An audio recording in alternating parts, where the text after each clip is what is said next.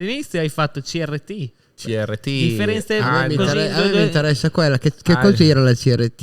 Aspetta la MotoGP e poi hai guidato la Ducati ufficiale. Un cesso incredibile, una roba proprio.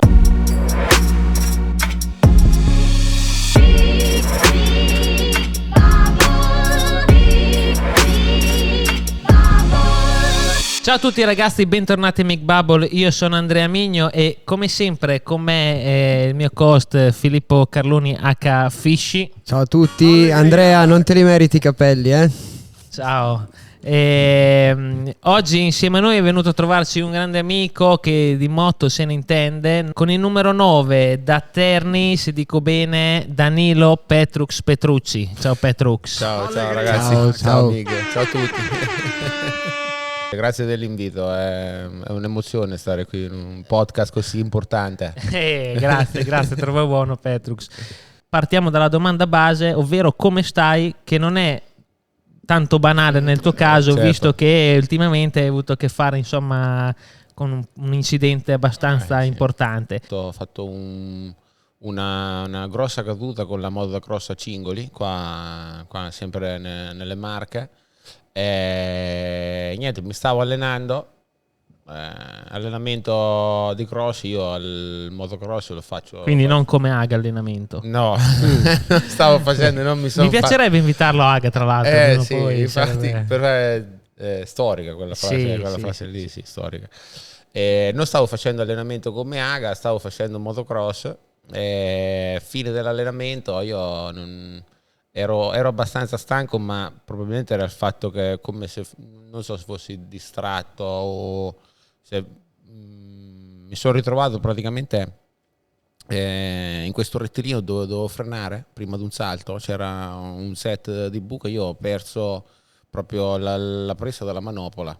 Quando ho frenato ho preso una buca, ho perso la presa della manopola. Il momento che è stato un attimo, l'ho ritirata indietro, ho sentito proprio il guanto che ha fatto presa nella manopola del gas e quindi io dovevo entrare in sto salto in frenata e in realtà ho dato tutto gas, ma è stato veramente un attimo, il tempo che mi scivolasse la mano in avanti, l'ho ritirata indietro e la moto, il 4,5 di terza, ho dato tutto gas. Ciao.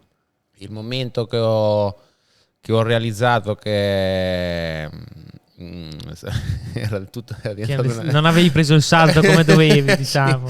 Era troppo tardi, è l'ultima cosa che mi ricordo, cioè ho detto stavolta non c'è proprio niente da fare, ma perché mi sono veramente, l'ultima cosa che ho fatto è che mi sono cagato addosso, perché veramente ho detto qua non c'è più niente da fare, perché ero su alto. Il problema è che questo salto era in discesa, quindi è come acquistato metri. Esatto, praticamente più andavo avanti, più il dislivello cresceva. Tanto che sono andato talmente tanto in avanti che sono atterrato dove la pista riandava in salita. Quindi ho fatto come il salto con gli sci, sono andato giù fino a che la pista non riandava su in salita. Quindi che succede? Che proprio mi sono piantato lì, quasi frontale, e infatti io chiaramente non me lo ricordo, perché mi ricordo di essere l'ultima cosa che mi ricordo è di aver avuto paura perché ero alto su tipo al quarto piano. Come Pastrana con i salti. Sì. Io invece di saltare tipo 20 metri ne ho saltati 50 mi ricordo di aver avuto paura di voler lasciare la moto, ma ho detto se lascio la moto è veramente come cascare di sotto, e forse è stata una delle poche decisioni giuste che ho preso nella mia vita e che mi ha salvato la vita, perché almeno le gambe, il bacino non mi sono fatto niente, però chiaramente sono atterrato sopra la moto e il manubrio mi ha spaccato la mandibola.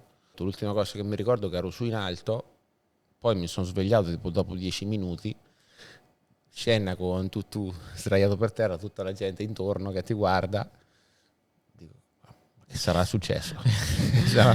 forse dopo ho realizzato dagli sguardi delle persone, ho realizzato, dico, forse qualcosa che non va. Ti guardavano, cioè impauriti o mi guardavano, che comunque... no, mi guardavano abbastanza impauriti, non dicevano niente, li vedevo molto preoccupati, ho detto mi sa che sono atterrato a questo punto perché ero lì nella pista, chiazza di sangue, e c'era lì il proprietario della pista, un po' di gente lì, c'era Giacomo, il mio amico, Daniele, il mio meccanico, e mi fanno senti, è arrivata l'ambulanza, stai a perdere tanto sangue, è ora di andare, cioè ora che vai, ha fatto, ti vuoi provare a levare il casco?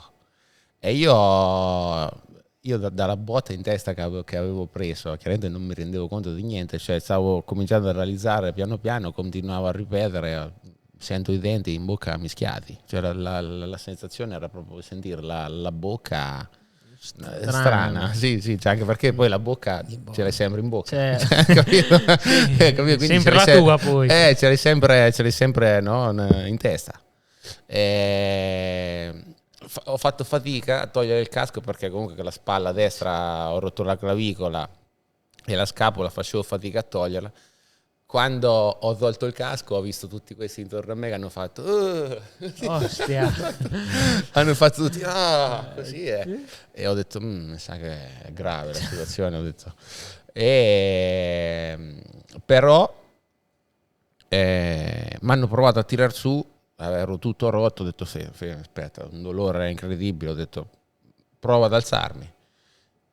Quando mi sono alzato una sensazione, una cosa di gioia dentro, una roba che io non ho mai provato nella mia vita, cioè ma una roba di euforia quasi. Quando sono salito nell'ambulanza come chi sale, non lo so, come chi va, non lo so, chi sale in macchina per andare in vacanza. Sono salito in ambulanza e ho detto ma che figata, ho detto, ma penso perché non avevo, cioè dentro di me avevo capito che l'ultima cosa che ricordavo che praticamente stavo per farmi molto male, sì. Non mi ricordo di essere fatto molto male perché poi effettivamente l'impatto non l'ho vissuto, però secondo me me la sono fatta talmente tanto addosso in qualche parte di me che quando ho capito che camminavo così, e sta sensazione di euforia, di gioia ce l'ho avuta tipo per un mese, una roba proprio che sì, addirittura. Ma sì, ma tantissimo, cioè, ma proprio che apprezzavo veramente anche le piccole cose, anche perché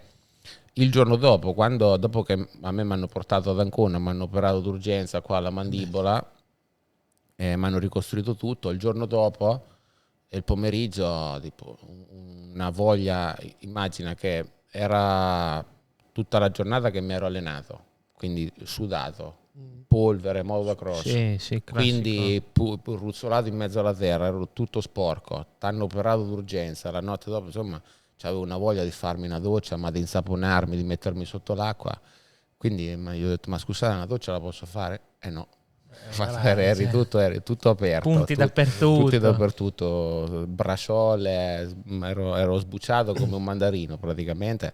E l'avevo, cioè mi hanno detto no, la doccia no, te la puoi fare, ma proprio la sensazione di insaponarmi la cosa poi tosta è stata che nelle prime 2 o 3 settimane non potevo nemmeno mordere le cose. Esatto, quindi quello lì tutto liquido praticamente, tutto liquido, cose piccole, cose tipo il riso, queste robe qua, la passata, cose che non dovevo masticare. Ma il dolore invece nella bocca, in tutto? Il dolore praticamente è il fatto che praticamente a me non mi sono saltati via i denti perché mi è saltato via il posto dove stanno attaccati i denti, quindi i denti devi realizzarli un pochettino qua davanti, però era proprio, non ti rendi conto quanta forza facciamo per masticare, e quando non ce la fai minimamente manco a toccare con i denti è proprio... Sei impossibilitato proprio. Ma tipo una roba avrei pagato 1.000 euro per una pizza, una roba proprio pazzesca, che anche vedevo, non so, un pezzo di pane secco, dico mamma mia quanto gli darei un morso, roba che veramente lo tiri via. Ma a proposito un po' di insomma rischi o comunque punti top pericolosi, comunque da pelo, ecco, vorrei passare alla tua parentesi in America. Certo. Superbike, perché come ho detto nella tua presentazione sei stato uno che ha intrapreso diversi tipi di discipline delle due ruote delle moto da corsa, ovviamente, e quindi sei stato anche in America. E qui apriamo il capitolo Moto America 2022, se non sbaglio. Sì, nel 2022, nello stesso anno solare, ho corso con la KTM Factory alla Dakar, con la Moto Rally, con la Ducati Factory in America, e ho fatto pure una gara con la Suzuki Factory in Thailandia. Cioè, quindi ho guidato le migliori moto di queste marche. È stata una soddisfazione incredibile. Cioè, tribolazioni forti, però nello stesso anno solare, ecco, Dakar, Superbike e MotoGP, cioè Rally, Superbike e MotoGP, quello lì mi ha dato un gran gusto. È stato un anno abbastanza, è stato interessante, pieno e variato, diciamo. Sì. Poi l'America molto particolare, non ne avevo, il 2022 avevo smesso di fare la MotoGP, nel 2021 a metà anno avevo deciso a Barcellona, gara della MotoGP, anno molto difficile con la KTM, mi ricordo che scivola alla curva 9, quella in salita a destra, sì. Classica gara di Barcellona dove ti scivola tutto. Parti a Barcellona che scivola, hai visto Barcellona scivola, parti che scivola qualsiasi cosa. Scivola. Mi ricordo che quell'anno lì nel rettilineo andavo veramente, veramente poco, però mi ricordo che poche curve prima ero riuscito a passare Valentino, tipo 3 curve dopo mi sono sdraiato, ruzzolo, in mezzo alla sabbia. Quando mi ritiro su ho detto, mi sa che io ce n'ho abbastanza. Ho detto proprio, lì ho detto basta, non ce la faccio più, perché comunque era 10 anni di MotoGP. Quando fai molto i risultati non arrivano, quando lotti per andare alle gare, ecco, per far 16esimo, è una roba difficile, che dopo un po' ti sfianca, ti sfianca. E allora ho detto non ne posso più, a fine anno basta, non voglio andare in Superbike, non voglio fare niente, basta, non voglio far come gli elefanti, voglio andare a morire lontano dal branco. Ho detto vado a fare la Dakar, almeno c'è il rischio pure che muoio, almeno. Ho fatto c'è più punto, lontano dal branco, poi lontano dal branco, sì. È stato bellissimo quel giorno lì, perché allora con KTM decidono di prendere altri piloti, Fernandez e Gardner, decidono di non dirlo ai piloti che correvano, te e Lecuona. E a me e Lecuona ci hanno licenziato prima in diretta TV e poi ce l'hanno detto a noi. Prima avete imparato che ci sarebbero stati due piloti, esatto. A giugno praticamente avevano preso Gardner a maggio, Fernandez a giugno. A noi ci avevano detto ve lo diciamo ad agosto in Austria. Ok, ce lo dicono in Austria, prima gara non ci dicono niente. Seconda gara perché sempre in Austria, perché era doppia per periodo Covid, doppia gara in Austria. Andiamo durante le prove, insomma, facciamo le qualifiche. Finite le qualifiche, arrivano nel nostro box, dice c'è da andare in riunione. Pensavo la solita riunione, briefing, fatto guarda, vado a togliere la tuta, mi fa no, meglio che vieni subito. Madonna. Ma la miseria, che è successo? Un meccanico, mentre esco dal box incontro un meccanico e faccio ma è successo qualcosa? Ho fatto qualcosa di male. Ho fatto qualcosa di male, ma sì, ti hanno licenziato.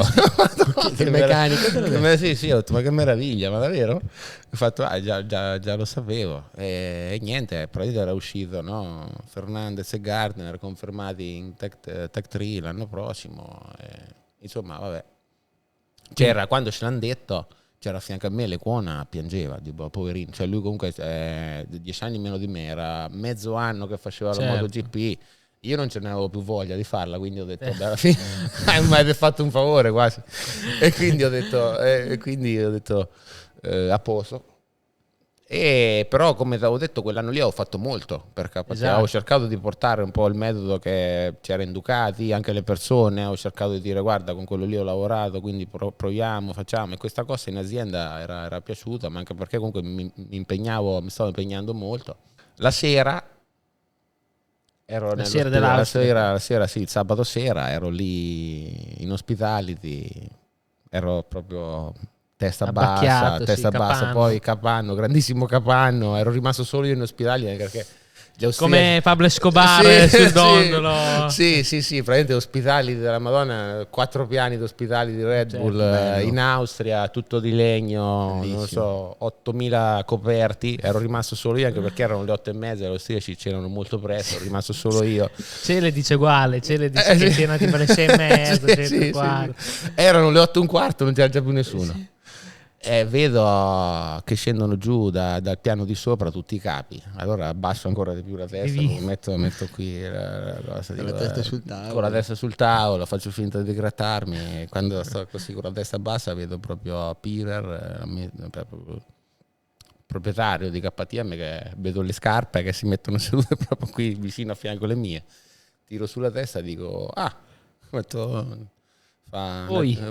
ciao, allora come mi fa una giornataccia? Dico ma dai, tutto sommato, dico mica tanto, giusto perché non so, abbiamo fatto cagare anche oggi nelle qualifiche. Dico, Fa no, uno come te KTM non può perderlo. Ho detto già abbiamo chiamato, l'anno prossimo fai la Dakar.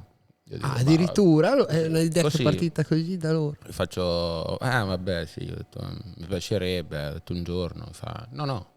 Noi abbiamo già chiamato, ho detto te se la vuoi fare la facciamo. Ostia, non te l'aspettavi?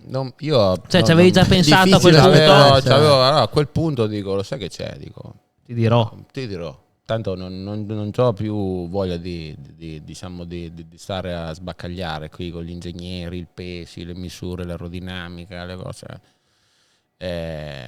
Ho detto quasi, ho detto io vado. Poi ci siamo messi d'accordo. Ti è maturato un po' l'idea, diciamo. Maturata l'idea, poi però il problema è che tecnicamente si sono trovati praticamente che la Dakar è una gara in cui praticamente te parti e cioè non è che giù puoi trovare qualcosa che ti sei scordato in Arabia Saudita, quindi diciamo che a novembre deve essere tutto prontissimo. Parte una nave Di cargo tutto il paddock, di tutto tipo? il paddock dall'Europa, dalla Francia o dalla Spagna, e quindi si mette un mese e mezzo, ma considera che partono anche i mezzi, i camion, i camper, i furgoni, le moto, parte tutto. Cioè praticamente te all'inizio di novembre, 2 mesi prima della Dakar, quello che hai fatto è fatto, quello che insomma che non hai fatto non te lo puoi più portare, cioè diciamo te lo puoi portare però nella valigia. Però ecco i camion, le moto, tutta questa roba qua. E succede che quando i capi di KTM hanno detto, cioè che già erano KTM, GasGas, Husqvarna, erano 7 piloti ufficiali, ne aggiungiamo un altro che non sappiamo nemmeno cioè che non ha mai visto una duna nel mio caso.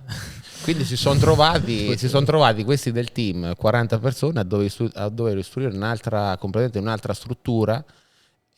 In un mese e mezzo trova il furgone, il meccanico, fai le moto, mandale a Dubai dove ci allenavamo e costruiscila e mettila quindi praticamente gli sono arrivato sui coglioni subito, cioè proprio non mi sopportavano, anche perché pensavano fossi esatto, capito, una superstar, e proprio erano ostili proprio nei miei confronti. A dicembre, già a ottobre sono andato a fare uno shooting, proprio se potevano mi abbandonavano.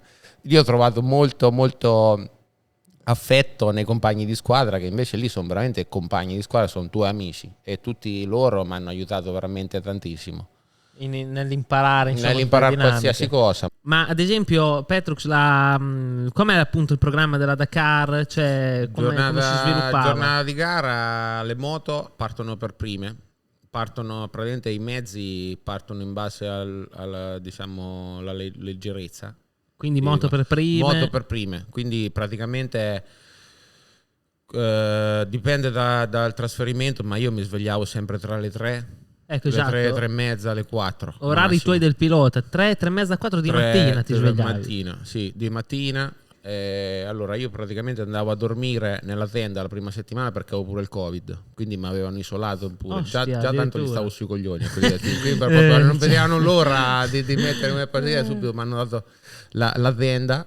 Prima sera è stata bellissima, sera di Capodanno. In mezzo ai licaoni del deserto. No, sera di Capodanno partiamo con sto camper dove dovevo dormire con l'autista e il compagno di squadra, loro due davanti, io seduto nel letto dietro con la mascherina, dietro come il cane, mi ha messo lì. Con la rete, ha messo anche la rete. Messo una rete. Arriviamo su sto posto dove partiva la tappa il giorno dopo, il prologo. Aspetta, il prologo sarebbe? Il prologo praticamente sarebbe una mini prova speciale di pochi chilometri che decide l'ordine di partenza. Ah, ok, una mini qualifica. Sì, una mini qualifica dove anche lì c'è la strategia, perché se vai troppo forte, capito, devi entrare nei primi 15, i primi 15 scelgono la posizione di partenza, se sei dal 16° parti primo, quindi anche lì già strategia.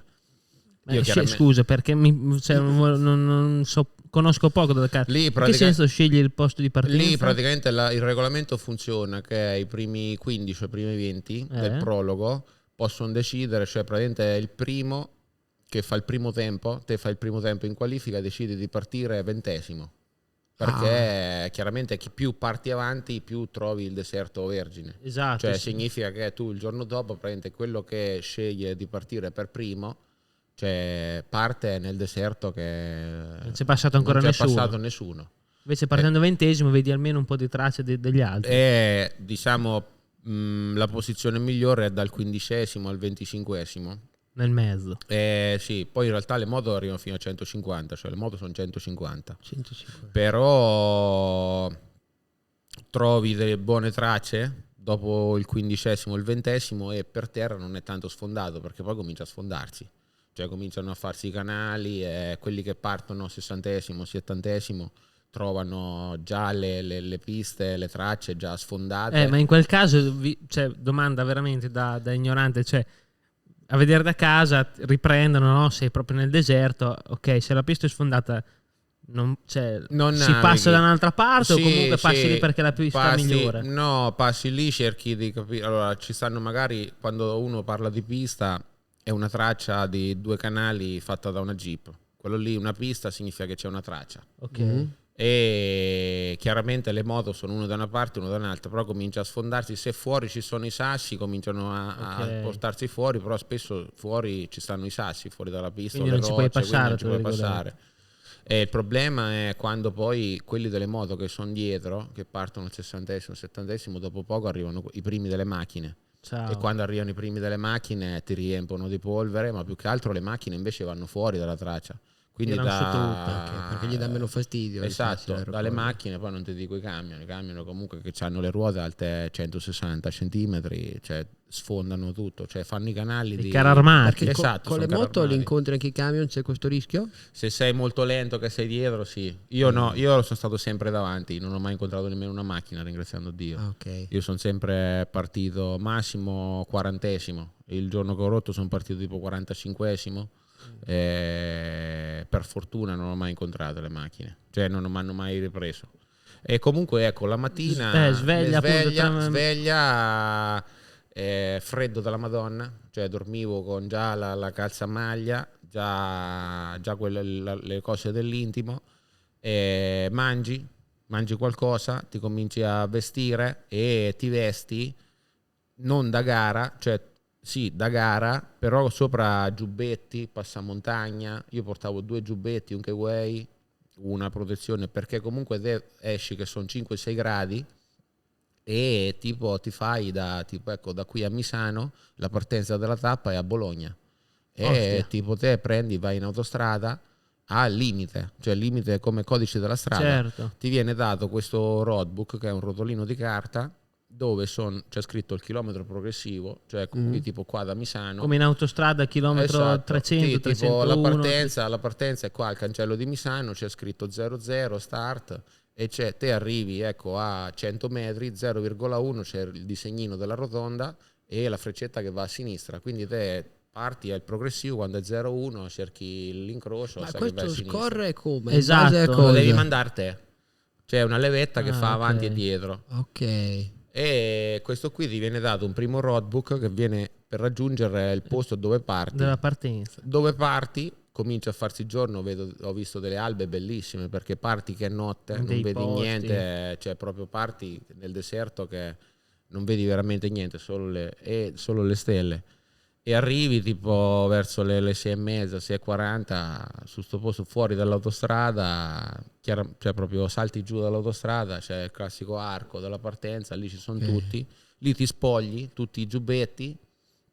Il primo delle moto parte sempre appena sorge il sole, alle 7:10. E quello è il momento della partenza? Sì, il primo delle moto quando sorge il sole, senti che accendono. Lì ti viene dato un secondo roadbook dove c'è in realtà lo special stage, cioè la speciale parte lì, te hai un quarto d'ora per metterlo e per sottolinearlo, solo che cioè per mettere le tue note, diciamo. Esatto, per mettere quelle note che ci sono, perché c'è il chilometro progressivo, c'è il disegno dell'incrocio della via dove devi andare o della direzione in cui devi andare, perché nel deserto non ci stanno incroci. Poi c'è anche un altro terzo box che sono informazioni aggiuntive. Quelli lì più forti sottolineavano anche le informazioni aggiuntive, perché comunque sono molto molto importanti. Esatto. Io solo dovevo mettere su sti praticamente 40 metri di roadbook. 40 metri veri? Perché te devi arrotolare la carta. Lo devi arrotolare dentro, è tutto un sistema in modo che te scorre, vedi solo praticamente la tre parte note, la parte che ti interessa.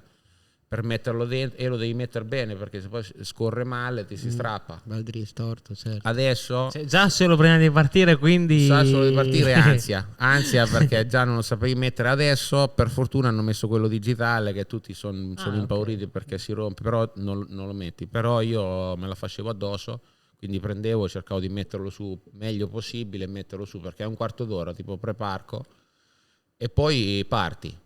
In mezzo alla tappa hai un refueling dove un quarto d'ora ti si stoppa il tempo. Ma quanto dura la tappa infatti di base? Dai 200 ai 400 km e ci puoi mettere dalle 3 ore anche alle 5 ore. Dipende poi quanto vai forte. Ma ti è capitato mai di perderti tipo? Sì, mi sono perso una volta una ventina di minuti. Perdi anche perché a un certo punto, cioè, se non vedi più le tracce, non raccapezzi più niente sul roadbook, ti fermi e torni indietro, anche perché se vedi per terra che non c'è passato nessuno sei sicuramente nel posto sbagliato. Torni indietro seguendo la tua traccia? Torni indietro seguendo la tua traccia se la ritrovi, okay. Perché comunque spesso col vento spesso poi ce ne stanno altre per terra di qualcuno che si è perso come te. È veramente una gara balorda, perché hai la percezione veramente, hai la paura costante di poter perdere tutto, compreso l'incolumità, in un attimo. È una gara di navigazione, non è una gara di velocità, perché poi se te vai molto forte e sbagli magari, sbagli un'indicazione, qualcosa, ma sbagli un minuto, per riprendere un minuto ci metti magari 30-40 km, ma ad andare fortissimo.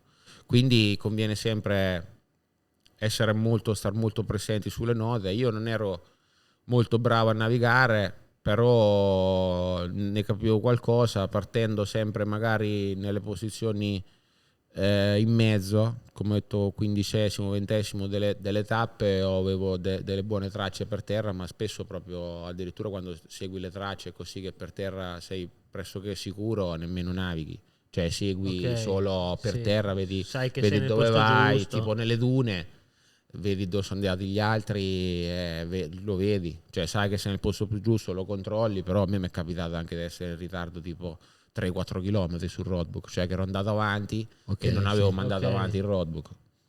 È difficile, insomma. Ma a livello invece di paesaggi, animali, bellissimo. Io non pensavo tipo che nel deserto c'erano gli oryx, sono delle alci, non so, io so tipo Qatar Airways, quell'alce mezzo stambecco, è tipo. Mezzo stambecco. Io non capivo perché lo stambecco, invece nel deserto ci sono tipo questi mezzi stambecchi che saltano, che vanno a una velocità incredibile. Però paesaggi incredibili in Arabia Saudita. Allora, è uno, a livello di persone, è veramente un posto difficile, perché sono molto molto diciamo estremisti come religione. Però se ti piacciono i sassi, le rocce, le dune, la sabbia, è il posto migliore dove puoi andare. Cioè, siamo passati dei giorni con delle colonne, delle piramidi di roccia, delle cose incredibili, un mare di dune che non vedevi la fine. Ma ti ha dato la sensazione, la classica sensazione del deserto? Bello, io la prima volta che sono andato per fare allenamento, prima della Dakar, siamo andati a fare sto test nelle dune e mi hanno detto guarda vai dritto per un po' e poi torni indietro, non far mai la stessa strada perché sennò comunque la impari, quindi magari ti adatti, quindi devi andare, no? Ma infatti domanda, hai beccato Bulega nel deserto che stava dall'altra volta incapace, sì. Ricognizioni zero su sì, perché nel rally qui passi una volta e non passerai mai più per lì. Ok. Fatto proprio ricognizioni zero. Te non sai, addirittura non sai dove parte la tappa, cioè è fatto apposta perché non sai dove parte il giorno dopo, la strada che si farà il giorno dopo. C'è solo, diciamo, l'assistenza che sa dove sono i bivacchi. Quindi bivacchi sarebbe dove dormi? È il paddock, praticamente quello che chiamiamo paddock, esatto. dove in realtà ci sono tutti quelli lì, però tipo, ecco, per farti un esempio, qua in Italia, tipo, ecco, la tappa, il bivacco è qua a Misano in circuito, la tappa parte a Bologna, però arriva a Torino, quindi i mezzi di servizio partono da Misano e arrivano a Torino direttamente. A Torino. Te parti da Bologna, magari la tappa finisce, la speciale finisce a Milano, fai Bologna-Milano di speciale, poi fai Milano-Torino, un altro trasferimento in autostrada. Cioè, quindi ti capita che stai anche 12 ore. Esatto, per l'idratazione, gli sforzi fisici. Cioè, avevamo praticamente un Camelback di 3 litri. Ok. Nella schiena. Che non è poco. Non è poco. Quando ne avevi, cioè quando lo avevi di 3 litri dietro, la senti la differenza quando ti muovevi. Infatti anche fisicamente, no? Un pochettino. Sì, era più che altro è una gara dura mentalmente. Perché fisicamente io ero finito già dopo il primo giorno, perché dopo che sei in modo 12 ore, cioè, nella vita normale, cioè se vai in modo un giorno 12 ore, il giorno dopo la moto la segheresti, perché dici dove vai? Sono andato ieri mezza giornata, sono andato in moto, dove vado? E invece la Dakar per 2 settimane. Per 2 settimane. Ma quando sei arrivato alla fine della prima settimana dici che bello il giorno di riposo, ma quando fai il giorno di riposo che pensi di riposare, invece non dormi niente perché sei stanchissimo, non basta. Quindi sei un giorno di riposo tra una settimana e l'altra. Sì, e cosa si fa in quel giorno lì?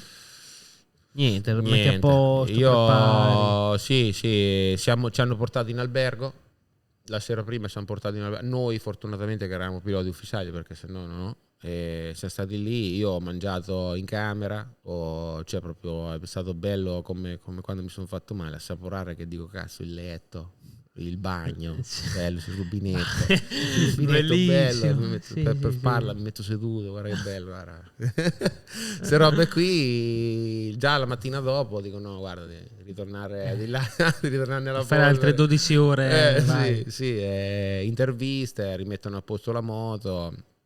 Fortunatamente io avevo il team e tutto quanto, perché ci sono anche quelli che la fanno senza assistenza, che a fine tappa si mettono lì a cambiare l'olio, il filtro dell'olio, se la mettono a riparare. Quelli sono veri eroi. Dei cultori del lavoro duro, della fatica. Ma secondo me loro sono cultori, secondo me masochisti, perché dopo che sei andato in moto tutto il giorno la devi riparare, rimettere a posto, richiudi tutto, ti metti nella tenda, quarto d'ora devi ripartire. Esatto, praticamente un quarto d'ora chiudi gli occhi e riparti. Che spettacolo. È mentale, perché più che altro fisicamente reggi, abbassi il ritmo e via dicendo, però mentalmente devi sempre controllare dov'è la strada, certo. Cioè, devi sempre comunque controllare e il roadbook, gli strumenti e la strada, il roadbook, gli strumenti e la strada, gli strumenti, il road, cioè, e nel frattempo andare più forte possibile. Infatti, che velocità si arrivano, tra l'altro, perché non è da sottovalutare.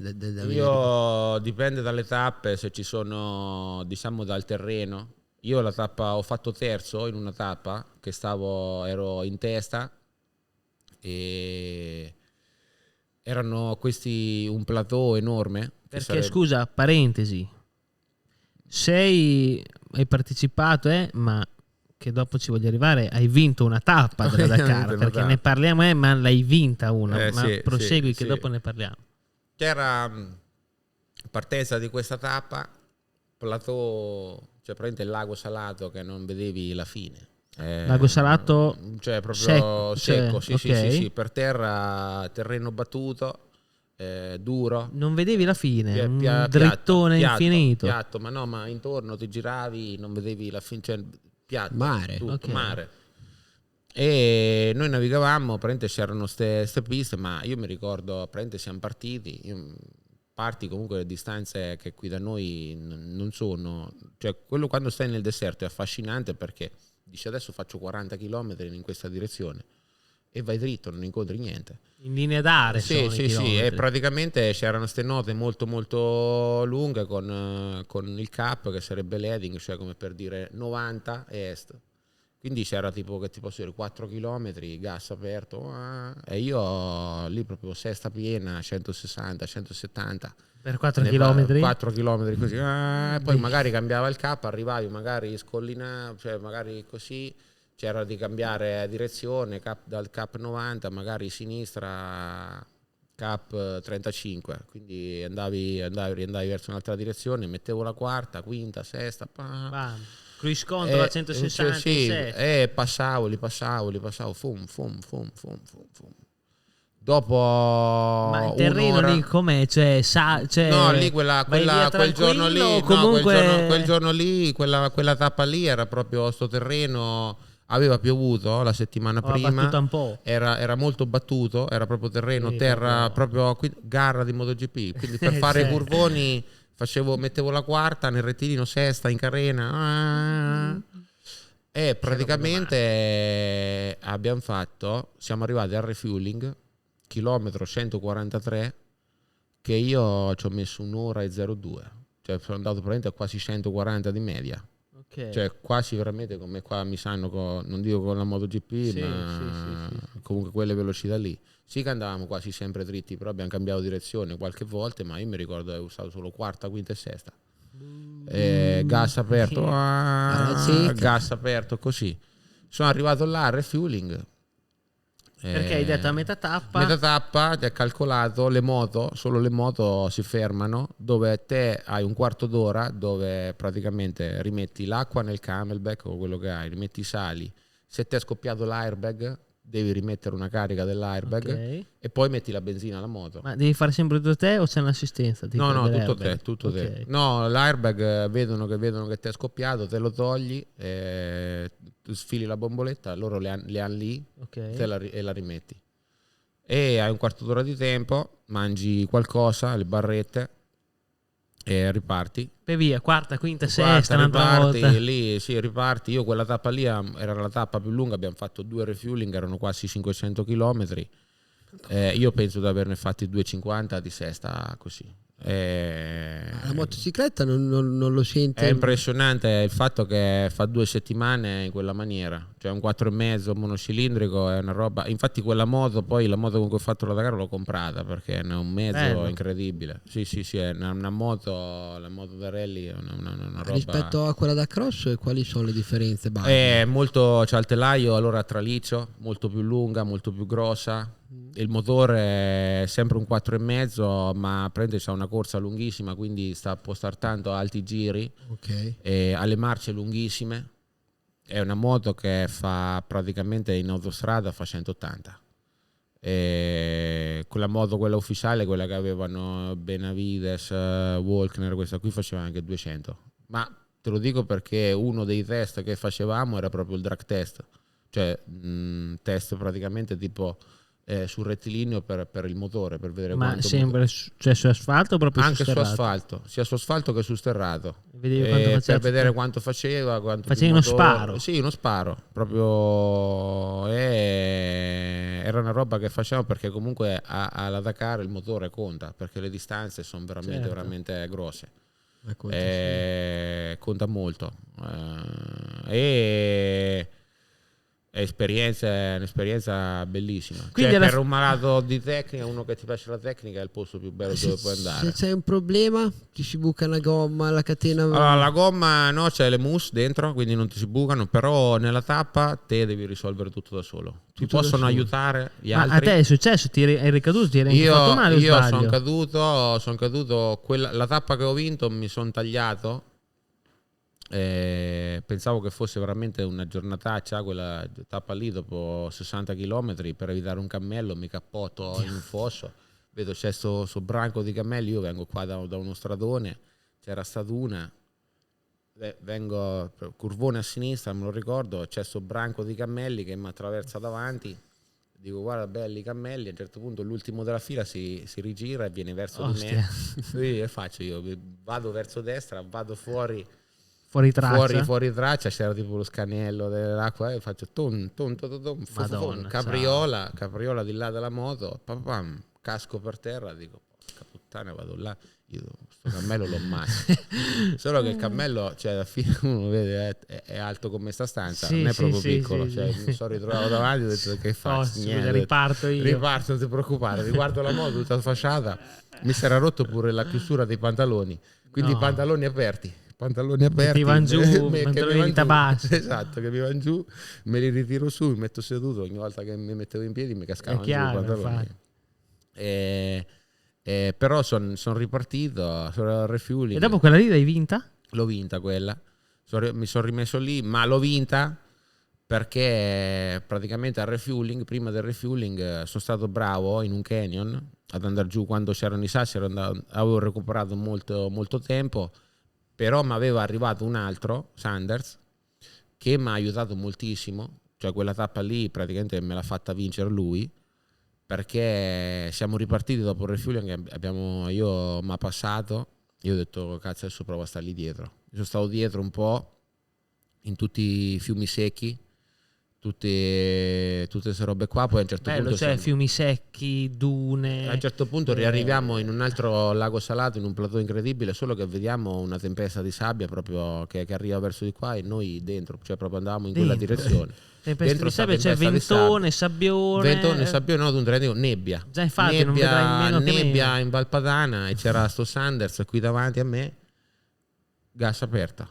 Io vedevo da qui 20 metri lì il fanale dietro suo, lui mi guardava e mi faceva sì, e io conveniva anche andare forte. Quindi gas, ma le moto le moto sono capitate spesso le tempeste di sabbia, le moto che le devi tenere storte perché il vento tira da una parte, quindi la moto è così.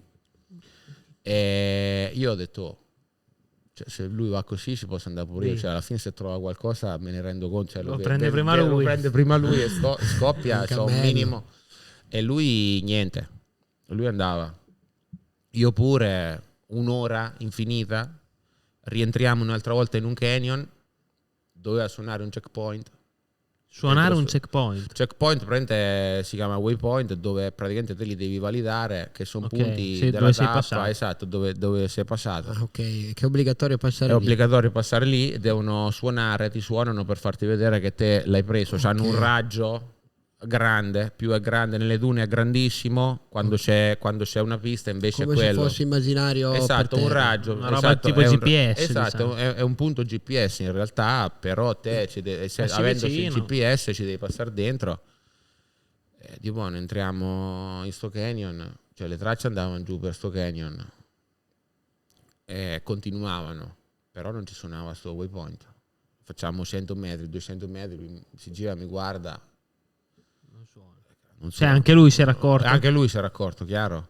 Ci rigiriamo, bestemmie dure, proprio rigiriamo il tempo che rientriamo, facciamo sto canyon al contrario, 30-40 secondi, vediamo da lontano tutti quelli che hanno passato, ma così eccoli che arrivano.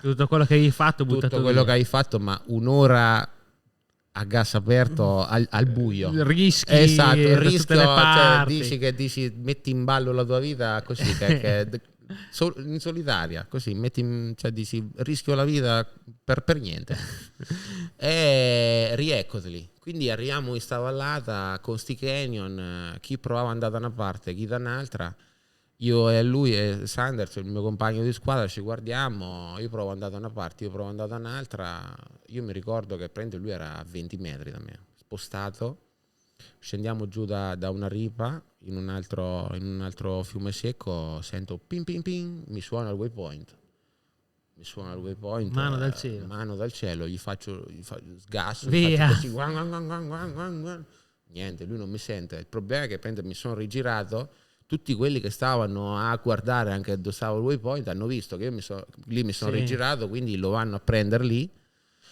Quindi niente, io prendo sto waypoint, mi rinfilo dentro sto canyon, parto, scappo fuori dal canyon, uguale, c'era da navigare, solo che stavo in testa a quel punto. Okay. Però quelli che mi avevano visto mi sono venuti dietro vicini. E erano tutti abbastanza dei veterani, e quindi arriviamo su sto plateau uguale, tutto piatto, solo tutte rocce smosse, quindi le tracce non si vedevano. Esatto. Terreno facile. Esatto, facile, roba, cioè praticamente come andare sopra delle rocce, alcune piantate, alcune che si muovevano, quindi colpi nei cerchi, chiuse di sterzo, nel dritto, così non riuscivi a capire, dovevi navigare col cap, non riuscivi a capire dappertutto. Io quindi li guardo a questi, facevo così, però adesso dai, questi invece no. Questi due che erano due della Yamaha. Quindi te li volevi far passare per vedere, diciamo, certo, ho detto navigate voi, e loro però hanno detto no, loro hanno detto vai, ci sei te, vai pure, vai te. Dopo esperienza vera. Sì, faccio sto tratto, faccio 10 km, pim pim, mi suona il checkpoint, un altro checkpoint, poi a un certo punto scavagliamo una valle, vedo in lontananza tipo mancavano 40 km che erano solo dune. E quindi rivedo le tracce. Quando vedo le tracce, da Dio, giù gas, faccio sti 40 km di dune come se fossero gli ultimi 40 km della mia vita. Ho vinto la tappa, 4 ore di tappa, l'ho vinta per 2 secondi. E quello che mi era venuto dietro, uno di questi due della Yamaha, è arrivato secondo. Okay. Quindi lui quando è arrivato secondo della tappa, lui infatti mi ha passato. Mi era venuto dietro, però che succede? Che era partito un minuto davanti a me, davanti. Quindi è arrivato nelle dune. Io nelle dune c'avevo anche una caviglia rotta che mi ero rotto a dicembre, in allenamento. E mi passa, provo ad andargli dietro, solo che mi cacavo addosso. Nelle dune è brutto perché non vedi mai che c'è di là, quindi la devi tagliare per storto e ritirarla giù, ma sembra veramente come sciare. Ho provato ad andargli dietro, ma ho detto qui mi ammazzo.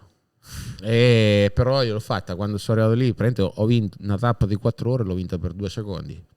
Quindi quel giorno lì è andato tutto veramente preciso, è stato bellissimo. Però appunto è un record perché sei l'unico ad aver l'ho vinto. scoperto all'ambasciata perché mi ero perso il portafoglio, il telefono, tutto quanto, perché avevo preso una buca della Madonna, ma proprio non una buca. Era sta buca con sto sasso di qua uguale, sesta piena, guardo un attimo il roadbook, tiro sulla testa, un sasso davanti a me. Non ho fatto niente, ho detto vabbè, me lo prendo, lo prendo. Praticamente ho sentito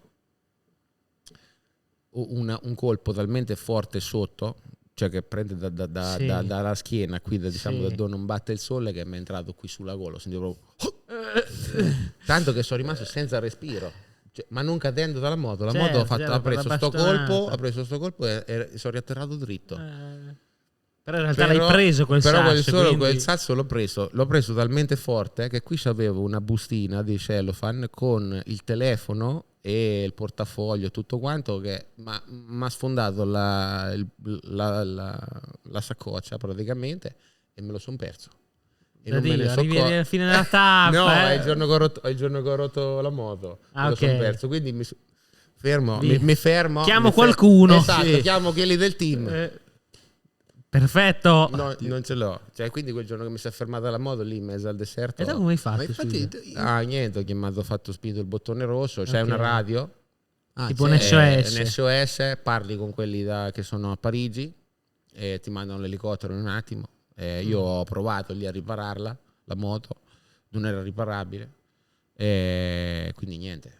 l'ho presa lì in quel posto e ho chiamato i soccorsi, però fortunatamente c'è una regola che c'è una ripartenza, quindi anche se mi hanno dato 12 ore di penalità sono ripartito e ho finito 3-4 giorni dopo, ho vinto la tappa. Però sono dovuto andare il giorno che ho vinto la tappa, sono dovuto andare in ambasciata a Riyadh a rifare il passaporto, quindi effettivamente non lo sapevo, perché poi io ho vinto la tappa perché hanno squalificato Toby Price, perché aveva fatto uno speed limit, era entrato troppo forte in un settore dove doveva andare a 60 all'ora, lui l'aveva fatto molto più forte, gli è andato 6 minuti di penalità e quindi sono riuscito a vincere. Quindi io quando sono arrivato, io effettivamente avevo finito secondo. Quando sono arrivato al bivacco mi hanno detto bravissimo, bravo, però adesso devo andare in ambasciata perché c'è il passaporto. Bravo, però se vuoi tornare a casa lunedì... Se vuoi tornare a casa tocca che andiamo in ambasciata. Sono andato lì, quando esco dall'ambasciata vedo il telefono, suonava, facevo, dico che cazzo... avevo vinto la tappa. Ma il telefono tipo l'hai ritrovato? Il telefono ce n'avevo un altro. No, il telefono no. L'altro no. Vado a trovare nel deserto. No, quindi Dakar, ho capito. Però ecco, come dicevo, per tornare lì all'America, poi che ero partito da Dakar, non ero, diciamo, non mi avevano preso benissimo alcune persone nel team, e quindi ho detto, c'era da quest'altra parte invece la Ducati che voleva che io corressi in America, e ho detto, sai che c'è, allora tu quasi vado a vedere com'è l'America. Ero sempre stato a Austin, a Indianapolis, a Laguna, e poi ho detto, bella, però ho detto, andiamo a vedere tutto il resto, com'è veramente.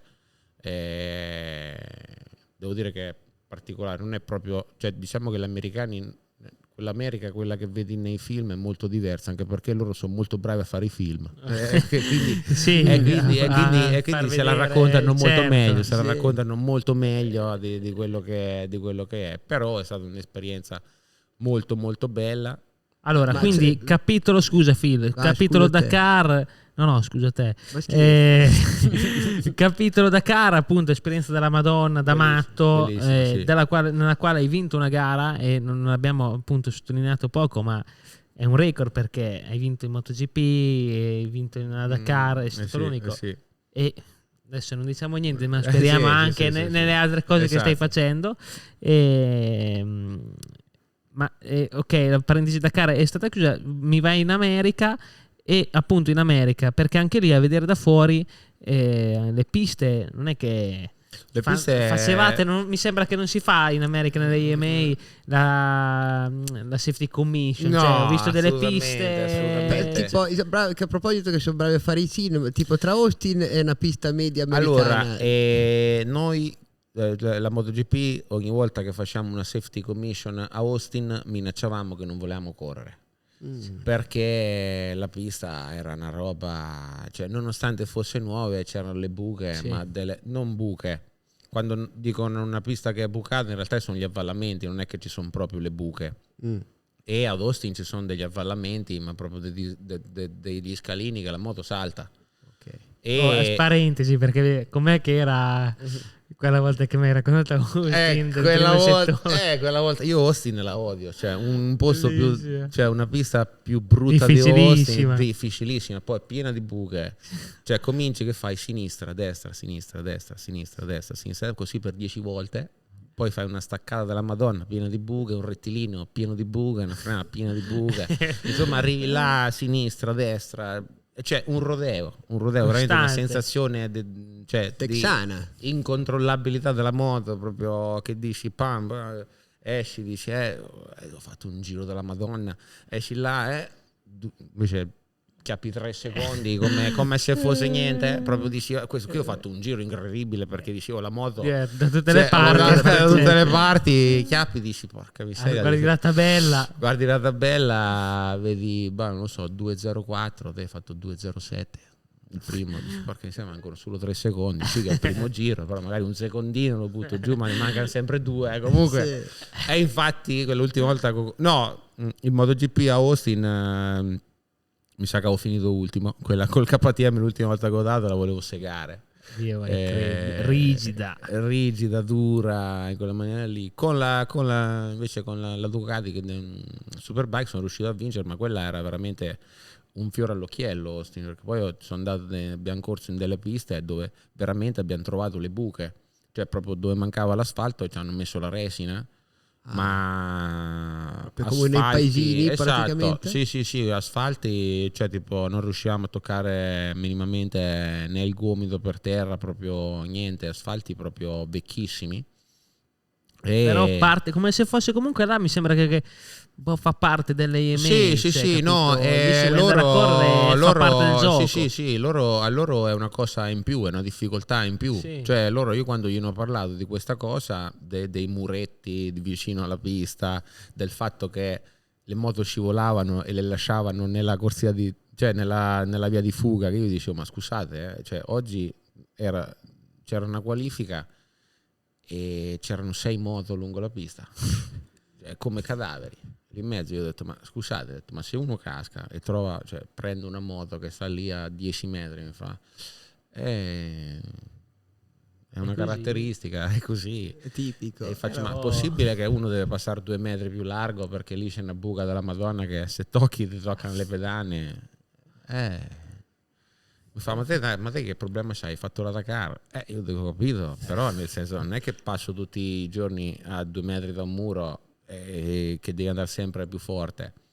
In Virginia, sta pista che io penso è una pista che con la Superbike c'è un rettilineo di sesta, il traguardo è in mezzo a un curvone di sesta, poi il resto della pista praticamente è seconda e terza, ma è una pista dove cioè qui in Italia e in Europa correrebbero le ovale, cioè è una roba proprio assurda, un cartodromo, te lo giuro, con un asfalto. Corriamo nel corto di sta pista qua, a VIR, varie versioni, ma tipo 10-12 pezzi d'asfalto diversi, resina, cemento, cordoli di cemento, cordoli di ferro, di tutto. È un altro stile di guida, insomma. Arrivo in volata con Scholz, lui vede che arrivo, curvone di sesta, che fa? Prende e decide di allargarmi. Perfetto. Il problema è che appena finito il traguardo praticamente non c'era più spazio per nessuno dei due, quindi lui ha piegato, io ho piegato ancora di più, ma io praticamente mi si è chiuso lo sterzo. No. Prima di arrivare la telemetria, praticamente io ho toccato terra, la moto ha toccato terra a 2,84. Questo dopo il traguardo? Dopo il traguardo, arrivo in volata tra il secondo e il terzo. Praticamente siamo arrivati affiancati, però lui, per non farmi passare il suo curvone a destra, si è spostato tutto a sinistra. Il traguardo era proprio prima di una... Io ho detto no, ma dopo quando ho parlato con Reini la sera, che è il capo, ho detto, ma c'è un rettilineo di sesta, no? Ma spostatelo 200 metri più indietro. Ho detto, ma è possibile che tocca metterlo nell'unica mezza curva dove arrivi giù a 300? Ho detto, lì, il fatto c'è tutto, c'è un chilometro. Tiralo 200 metri una più riga giù. per terra, tanto lì. I semafori erano provvisori. A Brainerd non c'era corsia box, cioè c'era lo schieramento, lo facciamo nel paddock. Ci siamo schierati nel paddock, ti davano la tabella a 3 curve dalla fine. Non c'era, non c'era la griglia. La griglia era perché è provvisoria, non c'era una pista. C'è una pista. Lascia fare. Il sabato è morto uno così un amatore, no, di 50 anni che faceva il campionato così nella più totale inosservatezza, come per dire tu si sa, d'altronde sport pericoloso, motorsport can be dangerous. Sì, io ho detto, però voglio dire, facciamo un muro, cioè facciamo un curvone a sinistra che puntavamo un muro e strusciavamo le spalle su sto muro a sinistra. Ho detto, se qui uno perde lo sterzo, ma no, qui non è un problema. Preciso, proprio preciso. E io scivolo, tocco qua, quando ho toccato per terra, ho fatto quei 10 metri sull'asfalto, non me ne scordo, un calore brucia da matti. Ho cominciato a ruzzolare, ruzzolo, butto giù 2 pannelli, Sì, che oltre alla caduta ti tocca anche raccogliere i pannelli della pubblicità, spaccati i pannelli. Io mi ricordo sta botta che tu immagini a 2,80 avrò ruzzolato per 200 metri. Esatto, 30 secondi. Non smettevo di ruzzolare nell'erba, proprio non smettevo di ruzzolare. Dopo sto un po' per terra, anche perché fine gara, caldo, cioè c'avevo la bocca sfasciata, mi usciva il sangue, sentivo un dolore sentivo un dolore qua nella caviglia. Rimango un po' per terra, stavo a faccia in giù, mi metto in ginocchio, mi giro a sinistra, c'era la pista, i piloti che passavano, mi giro a destra, il campo, cioè il campo, giù in fondo il bosco. E niente, cioè non c'era con la pettorina per sbaglio non c'era. No, non c'era perché ero all'esterno della pista, ma la pista non c'aveva nemmeno la recinzione che chiudeva la pista, cioè continuava all'infinito, penso. E quindi che faccio? Vedo giù, mi metto in ginocchio, vedevo qui mi si era aperto lo stivale e mi usciva il sangue dalla bocca. Gli altri erano tutti là. Gli altri, intanto allora che ho fatto? Prendo, mi tiro su, aspetto che finisce la gara, che passavano tutti mi guardavano e facevano così. Io ho aspettato, ho attraversato la pista e mi sono avviato al centro medico, così a piedi. Sì, da solo.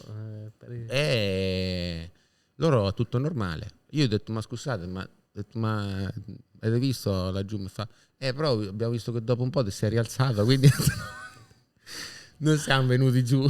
Vai, sono venuto su io tanto. E lì, però ecco, è un altro modo di correre, anche perché in America la moto è l'Harley Davidson.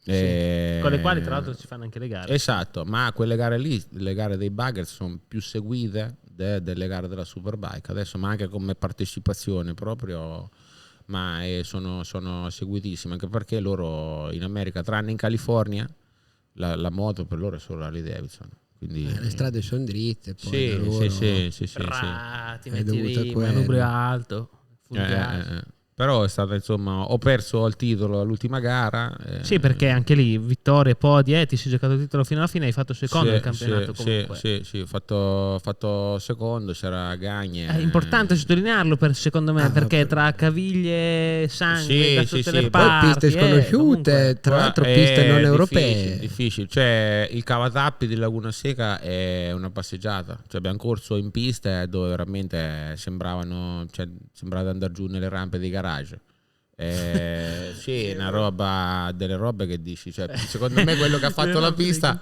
si è reso conto che mentre stavano a fare la pista gli è finito il campo e quindi l'ha girato è arrivato giù. lungo, che fare la curva. C'è una pista vicino Seattle, si chiama The Ridge, che a un certo punto c'ha sto rettilineo e 180 gradi a punta, con un dislivello che va giù, tipo, no, il Cavatappi, almeno il Cavatappi la Laguna Seca fa sinistra-destra, questo qui invece fa un tornante proprio indietro, va a sinistra e poi destra, che fa una roba incredibile, che fa uno scalino. E per loro però è normale. Poi c'era su sta pista, non c'erano nemmeno i muretti, i guardarail, quindi te metti che prendevi, no, che ti toccavi, c'erano gli alberi più avanti, non ci aveva messo perché comunque dice questo qui, la pista era di un privato.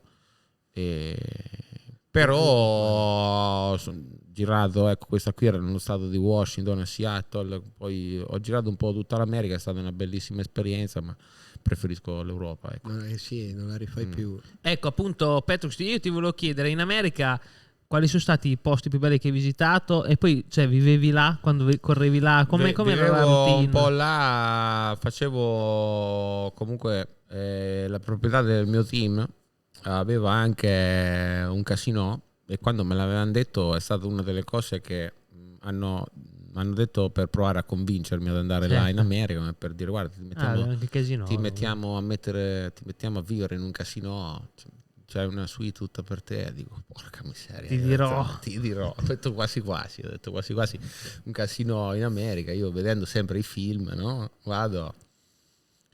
Arrivo là, era praticamente sto casino in Pennsylvania, era in cima a un monte, strada a 4 corsie che arrivava solo al casino. E arrivo là, campo da golf, piscina al chiuso, all'aperto, 4 ristoranti, casinò 24 ore e hotel. Dico, bellissimo, Paradise. bello. Arrivo la prima sera, vedevo un po', diciamo che era un po' scarica la situazione, dico ma magari stasera, infrasettimanale, magari dico, vedevo un po' di anziani, dico magari domani vedrai, vedrai domani. Il giorno dopo ancora più sereni e tranquilli, c'era proprio, vedevo le scene, mi affacciavo, vedevo ste coppie di ultra sessantenni molto molto grassi, cioè perché l'obesità è un problema grosso, che praticamente parcheggiavano, arrivavano al valet e quelli lì che parcheggiavano la macchina, uno andava a prendere la macchina e uno gli portava le carrozzine, quelle lì per camminare, quindi praticamente scendeva dalla macchina come su Cleveland Show, quello lì che ciccioni che gli portano la macchinetta per camminare. Ma tipo io ho visto, magari no, col jet lag, scene, no, tipo alle 5 di mattina andavo a fare colazione, 5 di mattina, cioè tavoli di signore di 80 anni a giocare a poker alle 5 di mattina, ma dalla sera prima, immagino. Dalla sera prima. Oppure, non lo so, signore col respiratore a giocare con la slot. Ma la cosa particolare erano veramente tutti, cioè, giovani non ce n'erano, non ce ne sono mai stati. E infatti dopo un po' che avevo capito questo mi cominciavo a muovere. Anche perché vedevo che, diciamo, nella cultura ero a 2 ore a Scranton. Dove c'è The Office? Bravissimo, che non lo sapevo. Quando hanno girato lì The Office, che è la comunità italiana più grande d'America, lì a Scranton, in Pennsylvania, sì. Quindi hai beccato anche degli italiani? Ho beccato anche degli italiani che erano tutti di Perugia, di Gupida, sì, proprio tutti di lì, proprio spettacolo. È una cosa pazzesca. Però io ero a vivere su sto casino e l'America vera praticamente. L'America vera, molto, molto peggio, anche perché poi mi spiegavano, se te comunque sei un giovane, se voglia di lavorare, di far carriera, lì vai a vivere a New York. Vai in città. Vai in città, esatto, che stava a 2 ore, quindi si muovevano tutti lì, giovani, quelli lì che diciamo avevano... Anche perché poi era post-Covid, c'era dopo il Covid l'America, cioè te considera negli hotel, la maggior parte delle volte non facevano... rifacevano le camere perché c'era proprio sto shortage, praticamente non c'erano più lavoratori perché dopo il Covid avevano dato un sacco di soldi alla gente che aveva perso il lavoro per il Covid, quindi tanta gente si è licenziata, ha preso i soldi, si è licenziata, quindi tipo in un anno in America te eri una settimana in un hotel e non ti rifacevano mai la stanza, non ti cambiava niente, ma in tutti gli hotel d'America, cioè la maggior parte degli hotel d'America era così. Poi un grande classico nelle highway americane, ogni uscita c'è il McDonald's, la catena d'alberghi, che io erano 6-7 catene d'alberghi che avevano 27 marchi ognuno, però io non lo so perché erano tutti, cioè io mi ricordo a colazione che te entravi sempre le stesse robe. Hai vissuto più là che facevi sì, stavo più là che qua. Però difficile, anche perché poi nelle grandi città poi si stava bene, la California si sta molto bene, però è molto costosa. Però tra appunto, cioè, penso 2 bellissime esperienze, no? Tra Dakar e Moto America. No, è stato un anno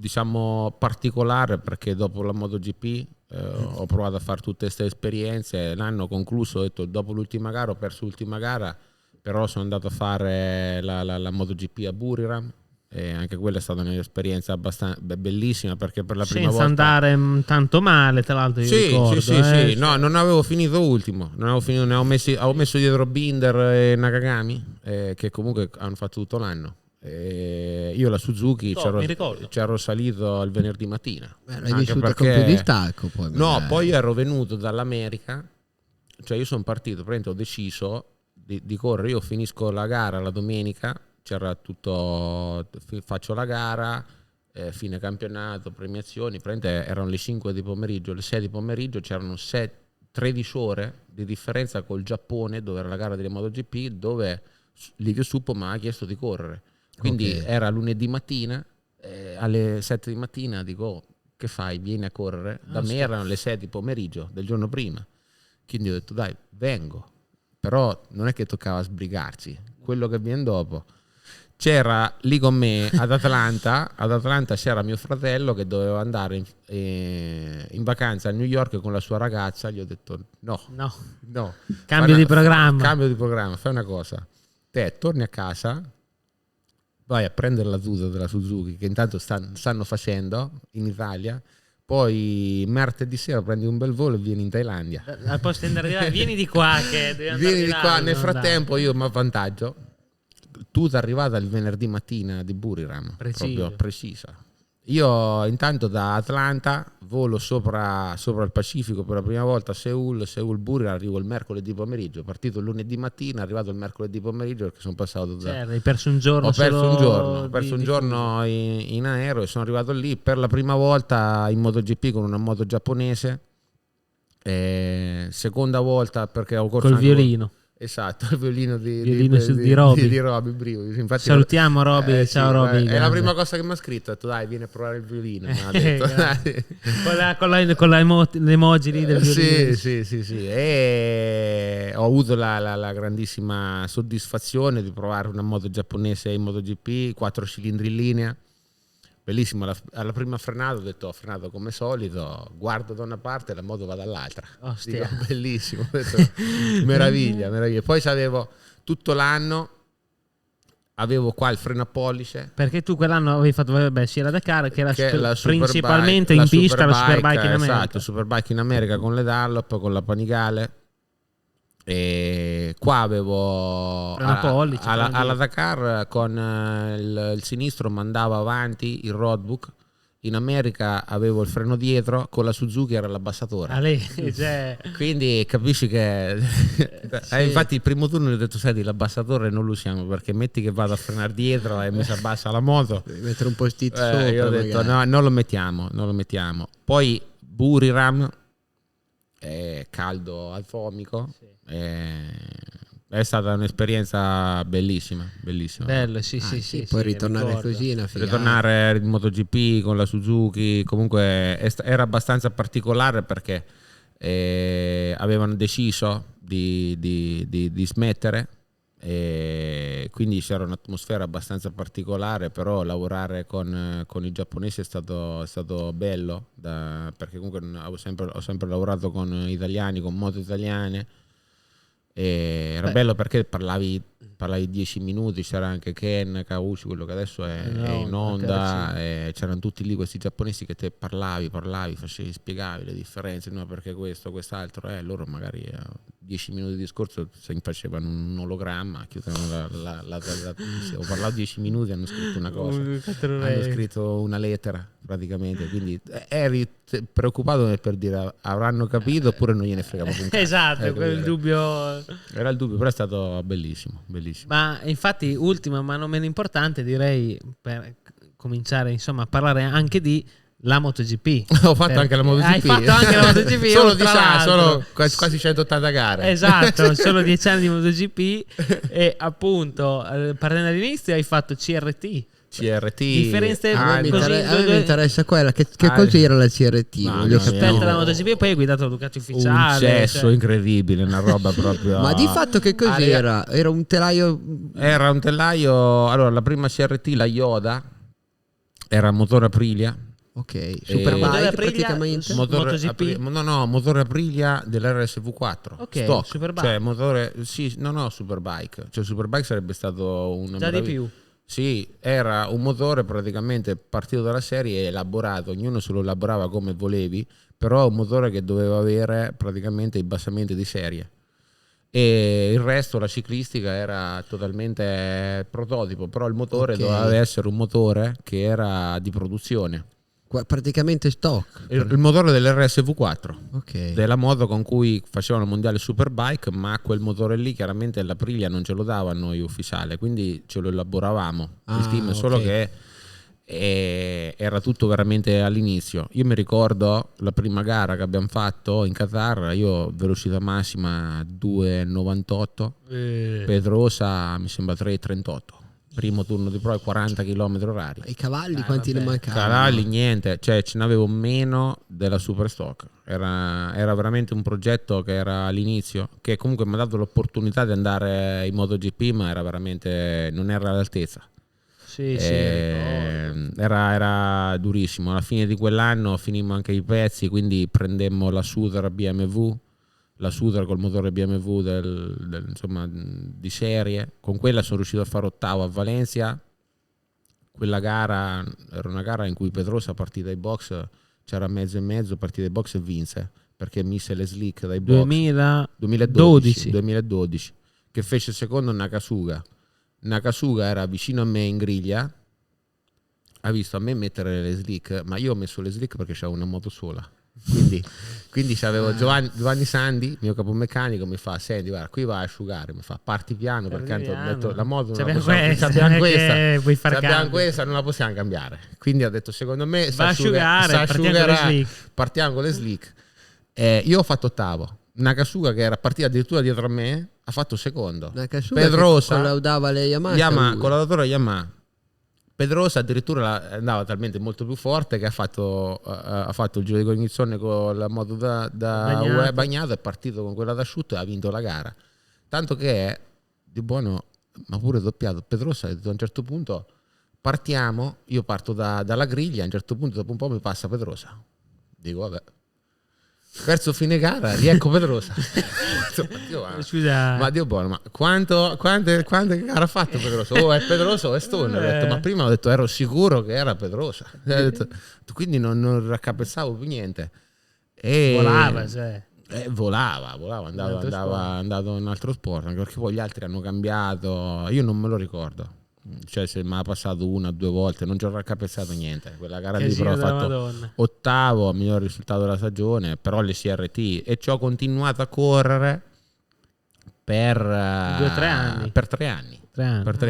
Poi l'ho fatto con la Suter BMW 2013, con l'ART che era l'Aprilia, nel 2014, che sarebbe stata l'Aprilia simile, sempre è stata l'Aprilia, sempre CRT, quindi c'aveva il motore dell'RS V4, okay. Però alla fine la CRT è stata una parentesi della MotoGP abbastanza, esatto, abbastanza ristretta. Nel tuo caso poi appunto ti ha dato lo slancio per andare in MotoGP. Sì, esatto, però mi sa che dei piloti che hanno corso con le CRT mi sa che siamo rimasti solo io e Spargarò. Esatto, perché prima c'era la griglia dell'anno prima delle CRT, c'era una griglia che erano pochissimi. Erano pochissimi, sì, erano veramente pochi, erano pochissimi. Però quell'anno lì, 2014, ho fatto alcune belle gare sul bagnato, soprattutto Francesco Guidotti, santo, mi diede la possibilità, Zarco disse di no, di non andare in Pramac, e quindi non me lo scorderò mai. Mi chiamò un giorno a settembre, io dovevo andare in Superbike con Altea, avevo già quasi mezzo firmato, e un giorno, una sera, un sabato sera, mi chiama, vedo Francesco Guidotti, gli rispondo, mi fa ma senti, noi abbiamo deciso che vieni a correre con noi. Ho fatto, dove, quando, come, perché? Guarda, saresti il compagno di squadra di Hernandez, avresti la moto dell'anno prima, c'era la GP 14.1.2, ho detto guarda, c'hai la base, faccio va bene, bellissimo, vengo. Ma non vuoi sapere il contratto? No. Guarda, vengo volentieri. Poi mi fa, ma guarda che noi avevamo pensato di non pagarti. Ho fatto, guarda, tanto non c'è problema. Io ho detto, io vengo lo stesso. Ho detto, la moto della Ducati, sì, a posto, vengo. Bello. Così, e lì diciamo è stato, sì, quell'anno lì, dopo quell'anno lì cominciammo e sembrava che dovessi essere messo lì in prova. In realtà siamo stati sempre tra i primi 10, ho finito la stagione, mi sembra ottavo o nono nel mondiale, ho fatto podio a Silverstone con quella gara sotto l'acqua, abbiamo fatto, che ha vinto Valentino 2015. Sì. Ha vinto Valentino, secondo io, e terzo Dovizioso. Storica anche quella, tra italiani sul podio. Sì, tra italiani sul podio, è stato bellissimo, primo podio. Una roba pazzesca, perché a un certo punto, quando mi sono ritrovato, che ho recuperato negli ultimi 3-4 giri, avevo recuperato 7 secondi a Valentino. Ho detto vero, mi sa che ho detto qui, mi sa che non è normale. Ho detto quindi meglio un attimo calmarsi. Ma poi comunque io ero ritornato su, ma poi gli ultimi 3 giri Valentino, quando ha visto che mi ero veramente avvicinato, aveva riallungato. La vecchia volpe. Sì, aveva visto che mi ero avvicinato un po' troppo e quindi ha dato un altro tirone e non mi ha fatto avvicinare. Che lì il commentatore inglese Salute the Master, come che va detto? Salute the Doctor, Salute Valentino Rossi. Vittoria mi sa 112, ha detto, a me ha detto come l'Abarth, però grandissimo podio. Ma infatti c'è 2 domande a riguardo. Una, se tra tutte le moto che hai guidato, io immagino che la MotoGP forse sia stata la più gustosa. Sì, sicuramente la GP23, quella con cui ho fatto l'ultima gara alle Mani l'anno scorso quando sono sostituito Bastianini. Anche lì è stato un grandissimo flashback perché alle Mani avevo vinto nel 2020, però c'era pochissima gente, c'erano solo 5.000 persone per il Covid, invece l'anno scorso c'erano 200.000 persone, una roba pazzesca. È stata veramente per me come una passerella proprio a livello personale, fare una gara comunque che di tutti i piloti, come se ti avessero ridato quello che non c'era nel 2020. Esatto, anche perché il pubblico francese comunque lì alle Mans avevo fatto 3 podi in 3 anni, quindi ero andato sempre sul podio, e ritornare lì poi senza particolare pressione, con una moto ufficiale, compagni di box con Pecco, campione del mondo, non mi era mai capitato, è stato un grandissimo regalo che si vede che te lo meritavi, Petrux, se te lo posso dire. Sì, è stata un'ultima passerella forse, vediamo. Però sì, è stato molto molto bello. E quella moto lì è stata veramente, cioè vedere com'era cambiata la GP20 alla 23, quello che hanno fatto, tanta roba. Tanta differenza. roba, è un'erogazione motore bellissima, una moto pazzesca, e sono stato contento perché poi quella gara che avevo fatto a Buriram con la Suzuki l'anno prima, Besa ha fatto la pole, prima pole. Alle Mans, guarda, ha vinto. Vero, collegamento con Bez. Che salutiamo, anche, Bez, salutiamo, ciao Bez, sponsor del podcast. Sponsor. Io ho detto, ormai mi sono dichiarato, sono suo tifoso, grande, per lui, quindi grande. Quindi sono stato contento perché 2 volte che ci sono stato è andato forte, quindi poi sono stato molto. Ti offre una wild card da qualche parte. me l'ha detto, perché poi eravamo andati anche a Ibiza, ti ricordi? Sì, bellissimo, certo, bellissimo. È stata una settimana bellissima. Si è divertiti col Cile, sì, si è divertiti da matti. Ma invece altre 2 cose interessantissime che dei quesiti che mi pongo. La tua stazza comunque è molto simile alla mia. Sì. Dipende anche dai punti di vista. Cioè, comunque è stato sempre un grosso problema. Esatto, chiaro. È stato più un problema o più a volte dato dei vantaggi comunque nel corpo a corpo? Mi chiedere anche una roba. Te sei passato, un po' come per dire Franco, te non sei passato per i prototipi, per le 125, quello sei passato per tutt'altra cosa. Non ci sono mai entrato crossista dentro. prima, perché ho visto un po' di documentari tuoi che dopo è dovuto anche alla stazza forse? Sì, cioè non ho mai pensato non hanno mai pensato di mettermi sopra una 125, una Moto 3 o roba del genere. Io ho cominciato ad andare in pista con 600 4 tempi e con quello ho girato, ma poi già tipo a 18 anni facevo l'europeo con la 600 e il CIV con la 1000, quindi da subito ho cominciato a guidare le 1000, e da sempre praticamente. Dalla super stock sono passato alla MotoGP, non ho fatto, quindi io sono arrivato in MotoGP che di prototipi, gomme da gara, telai da gara, tutto quello che si poteva modificare su una moto io non sapevo assolutamente niente, però fortunatamente avevo nel box Giovanni Sandi, che è storico del moto mondiale, grande Joa, che devo dire mi ha insegnato moltissimo, un po' instradato, diciamo, su come fare.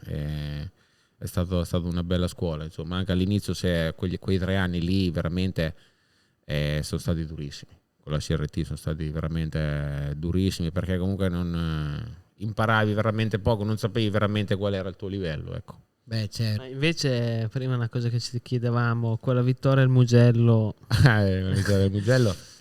cioè, perché da fuori sembrava un po' come se comunque non è che non eri te che la dovevi vincere, però era così, no? In realtà, sì, nel senso, dava, cioè, quando la sensazione nel box è che ha vinto quello sbagliato. Esatto, cioè, era cioè, perché c'era tutto l'hype, cose, sì, solo che te sei arrivato al Mugello, c'era, diciamo, io avevo cominciato l'anno non male, però avevo cominciato nei test record a Sepang, uno dei primi 58 bassi che erano fatto. Quindi in Qatar, anche lì davanti nei test, simulazione gara della Madonna, gara, metto la gomma davanti in morbida, faccio sesto. Non riuscivo a sorpassare, andavo forte, non riuscivo a sorpassare. Gara dopo in Argentina, uguale, ero lì a giocarmi il podio, ultimi 3-4 giri, sesto. Austin, ho fatto sempre vomitare, sesto, insomma 3 sesti, già ero finito. Arriviamo a Erez, invece facciamo una bella gara, sì, io che Dovi, tutti e due insieme, arriviamo praticamente fino all'ultima curva con Viñales fa terzo, facciamo quarto e quinto. Insomma, un po' meglio, ripresa, diciamo. Un po' meglio. Le Mans, la gara dopo, invece ci siamo giocati il podio con Andrea e ci siamo passati un po' di volte. Però, diciamo, io ero lì per aiutare a vincere Andrea il titolo, però quell'anno lì Marquez con la Honda, cioè la Honda faceva paura nel motore, cioè aveva un motore della Madonna. Marquez ha sempre guidato forte, e quell'anno lì ha fatto primo o secondo, quindi lì alle mani ci ha proprio salutato. All'inizio io avevo recuperato, siamo passati 2 o 3 volte con Dovi, però io ero abbastanza in forma e lì al Mugello ero andato sempre molto forte tutto il weekend.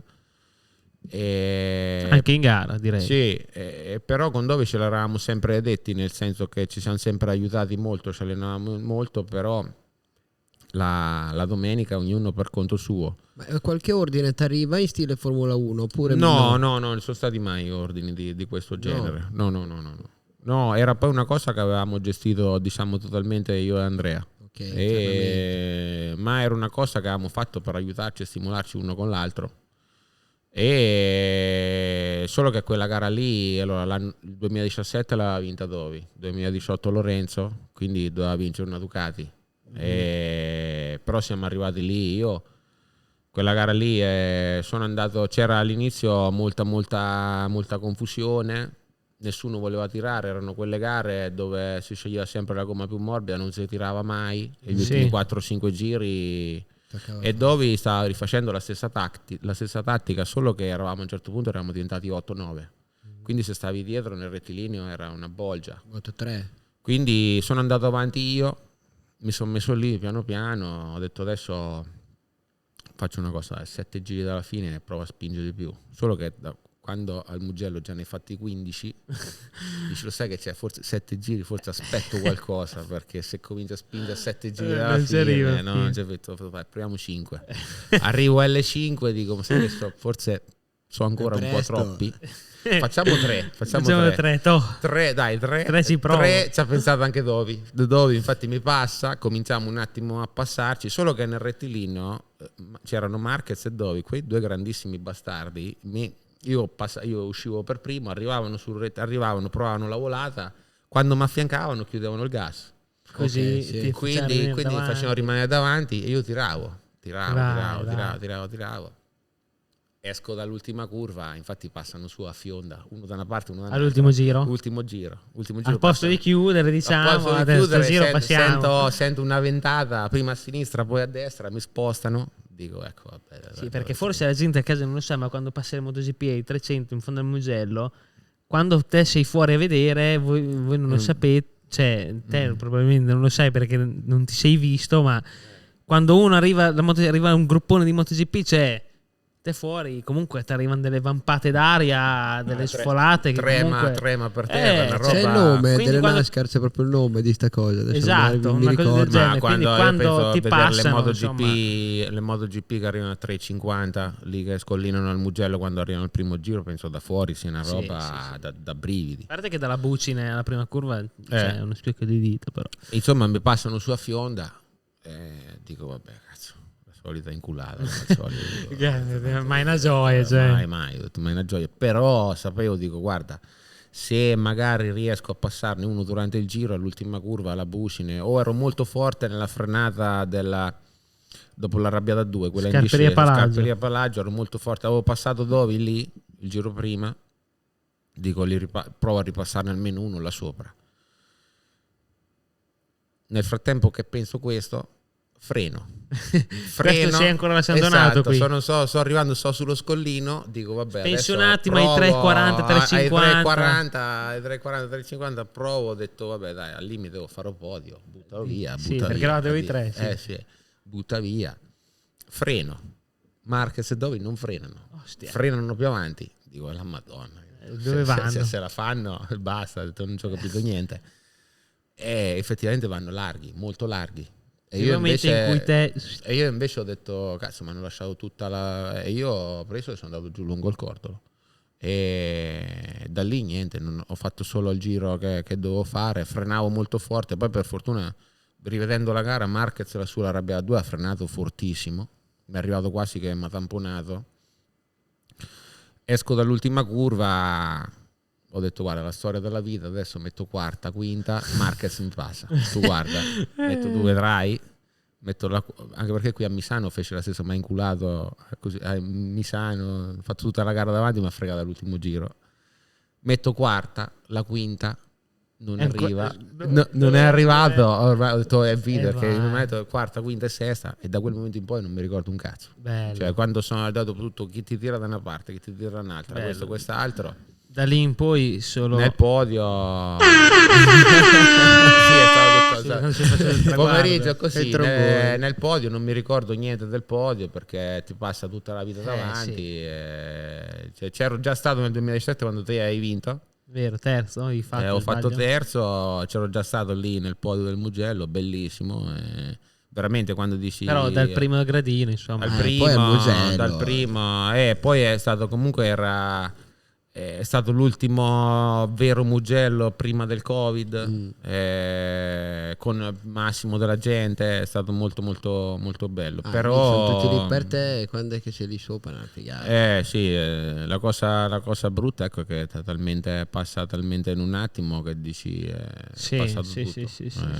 Però ma e poi un'altra cosa, in tutte queste tue diciamo attività o comunque prove che hai fatto a Superbike attuale, Moto America, MotoGP, Dakar, cioè quali sono le cose le sensazioni belle o le sensazioni brutte che ti sono rimaste in tutti i tipi di queste discipline, o appunto le cose che invece magari in alcune hai e in altre non ci hai neanche pensato? Allora, io immagino che magari la tensione, non so. Sì, allora la pressione della MotoGP di stare in un team ufficiale, ma solo la pressione in realtà di stare in MotoGP anche non in un team ufficiale è una roba pazzesca, perché prima della gara si taglia l'aria col coltello, prima della gara della MotoGP comunque te stai guidando la miglior moto che può fare la Ducati o la KTM, esatto, tu stai guidando la moto più veloce che esiste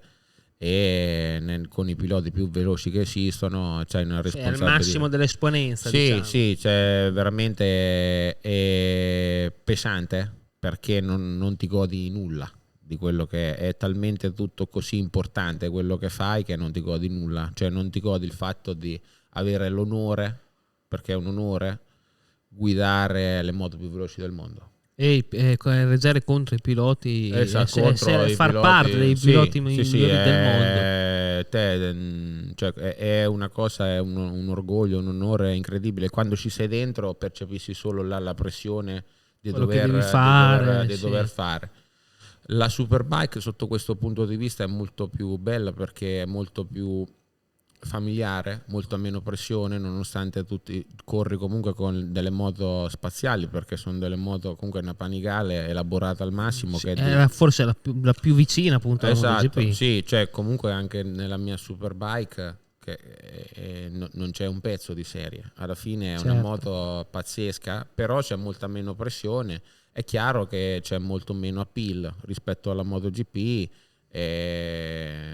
però da una parte è molto nella fase della mia carriera che ho passato i 30 anni, comunque se ti devo dire quello che mi manca della MotoGP, forse l'unica cosa che ti manca è lo stipendio, perché poi per il resto essere un pilota di MotoGP è tosta, cioè essere in forma da gennaio a novembre, guidare quelle moto lì A quel livello lì per 3/4 d'ora è una roba, questa è una cosa che è una roba che non è facile per niente. Ipoteticamente avresti la possibilità di tornare di là in MotoGP? Ma non saprei. Come dicono loro. Non saprei sinceramente. Ormai, cioè, solo per dirti, mi sa c'è solo Zarco più vecchio di me. Ma è del 90 come me, però nel senso sì, è vero, quello che pativo, soprattutto negli ultimi anni, comunque l'aerodinamica è importantissima e io perdevo con la KTM, cioè nel rettilineo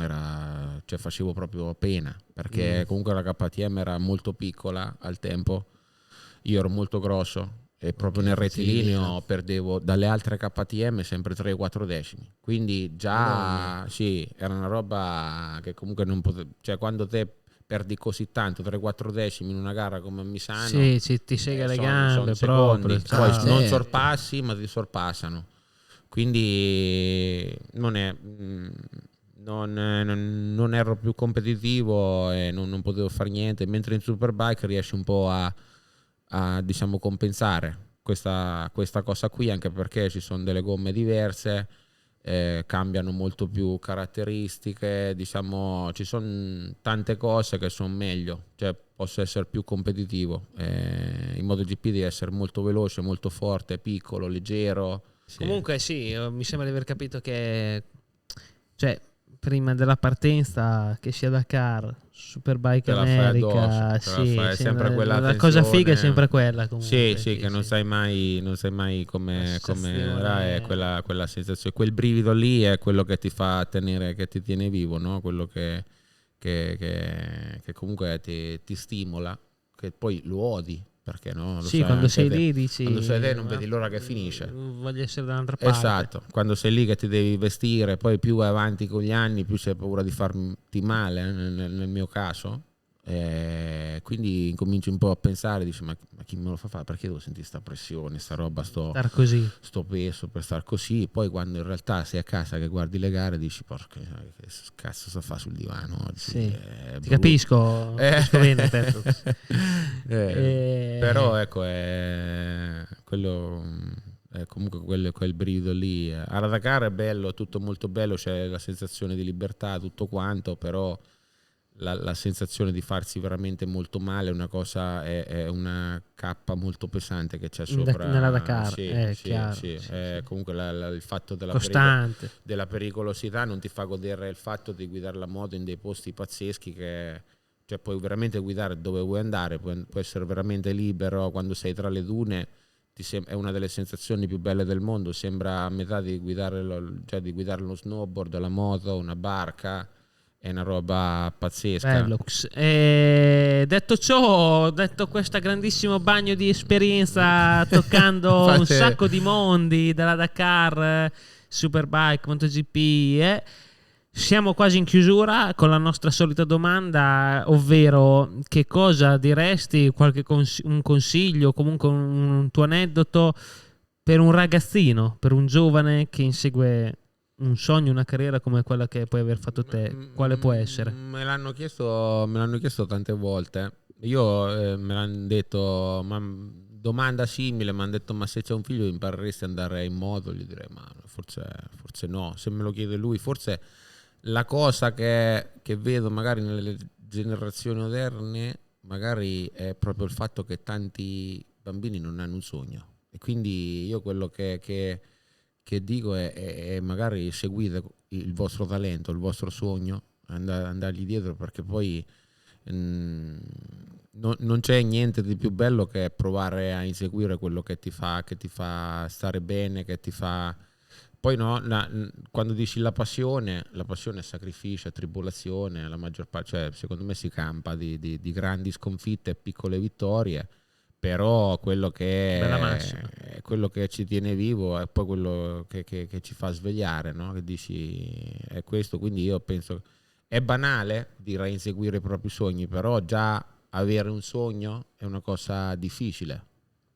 Quindi scoprire difficile da avere e da continuare a inseguire, da fare, molto, molto difficile, però sì, quello di mettersela tutta, veramente tante volte ho pensato di mollare, tante volte non l'ho fatto e mi è andata bene, quindi mai mollare e capire e inseguire il proprio sogno. Alla fine bravo. la sintesi è sempre quella, il succo del discorso. Anche perché ha pagato. Sì, alla fine non mollare quando sei lì, che sei sempre lì, la fortuna aiuta gli audaci, però è normale, devi essere tra gli audaci, devi essere lì, se sei, ecco. Diceva anche Questo... Caressa in FIFA, la fortuna aiuta gli audaci, lui è stato veramente audace. È vero. Raga, Petrux, di nuovo. Grazie mille, grazie Fincarloni, Danilo Petrucci, ragazzi, a presto, spero che vi siate divertiti. Vi saluto col guanto del Petrux, questo è Mick Bubble, alla prossima. Ciao raga. Ciao.